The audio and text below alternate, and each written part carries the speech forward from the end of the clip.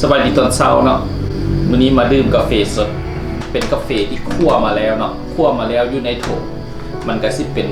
มันอย่างเป็นเม็ดอยู่เราต้องมาบด